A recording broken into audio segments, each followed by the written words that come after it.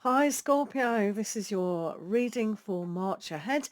We're going to be using tarot, and then we're going to clarify the tarot with tarot and runes, and then we're going to use the runes on each of these and an angel message for you. So let's have a look first about what is going on for Scorpio in the month of March. See what's coming, see what we need to look out for. So this is, thank you for blessing the cards, spirits, and what do Scorpios need to know for the month of March? What's coming? What can we be prepared for in March for Scorpios? Scorpio, sun sign, rising, as well as moon signs. You might be interested in watching the Scorpio in March. So what do Scorpions, Scorpios need to know in March? Scorpio in March. What do Scorpios need to know in March? Okay, Scorpio. So let's have a look.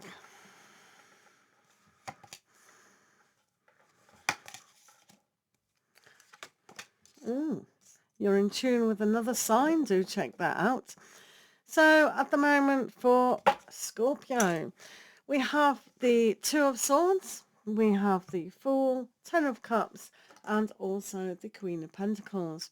So with the Two of Swords here, we can see that sometimes we need to express from the heart, from our intuitive state, what we need to do.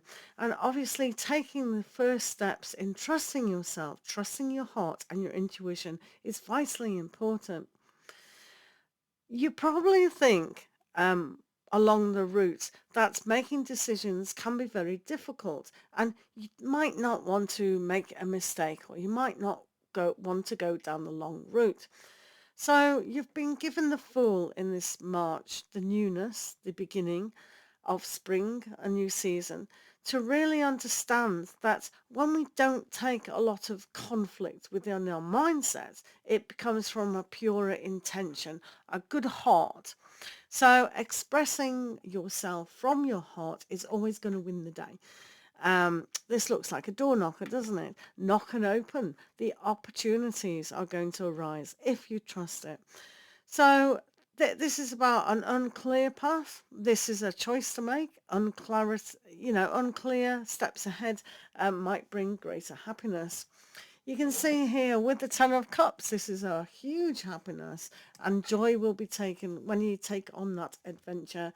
And with the Queen of Pentacles, this is looped round to the beginning. It's the fertility of the situation to bring complete happiness. So a lot of you might be deciding, is this the right time to have a family? Is it the right time to have a romance, have a career as well as family?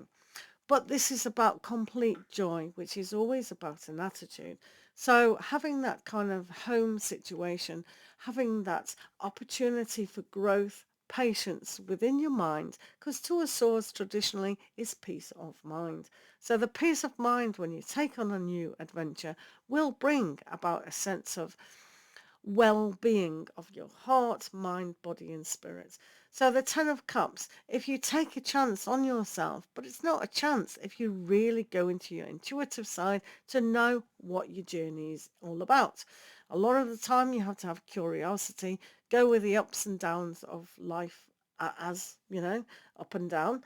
But ultimately, if you have patience and grow who you are as a person, this is all going to come out really, really nice. So I quite like that for Scorpios. So let's have a look further developing the energies for Scorpio in March. What do Scorpios need to know in March? Let's put those back. Whole pile. This is for Scorpios in March. What needs to be clarified in March for Scorpios? Scorpios in March.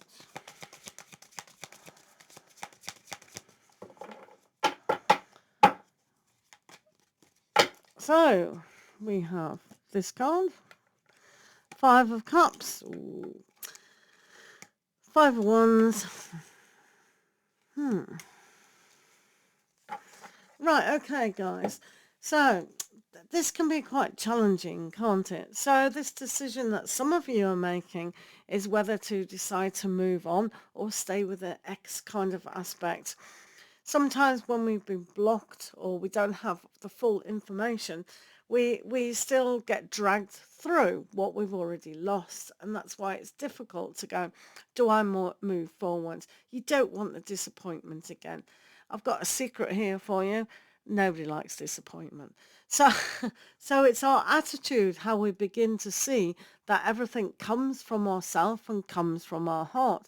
So if we're still choosing to actually pay attention to what is lost, then it's always going to have that flavour of having lost something instead of empowering yourself to start something afresh and go for the bigger picture. When you have the Five of Swords here, this can be a very difficult challenge indeed. It means that we need that communication. We need to open up a little bit more about what it is that we think we've lost.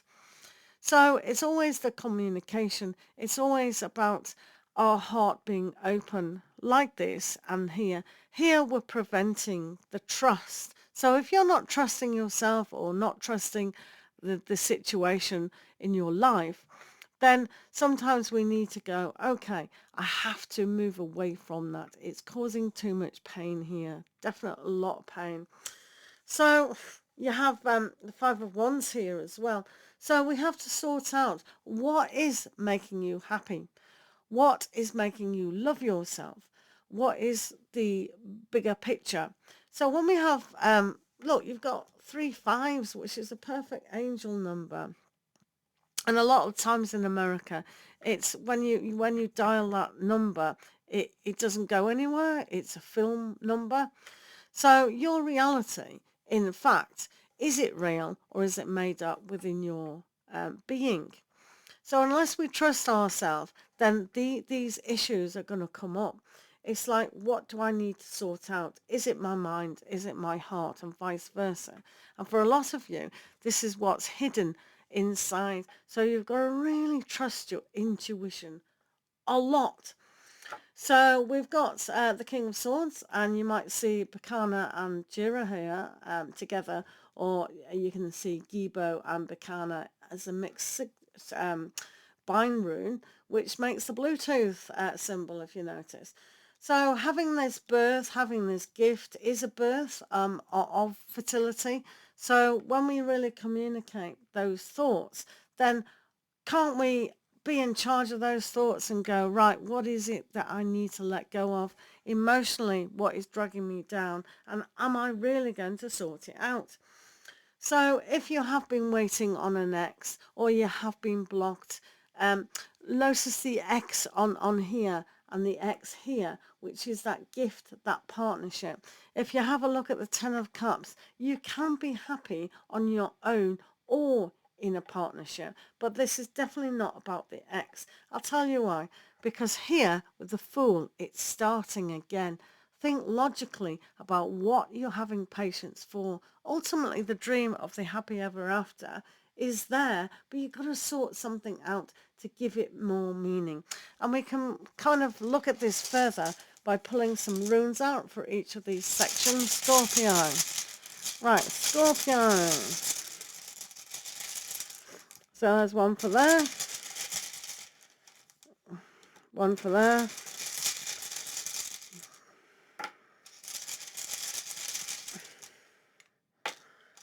Right, so let's put that one. So the first rune we do have is Lagoose, and this is the flow. Now we've already got the flow of tears, the flow of disappointment, but what about the happiness that is there?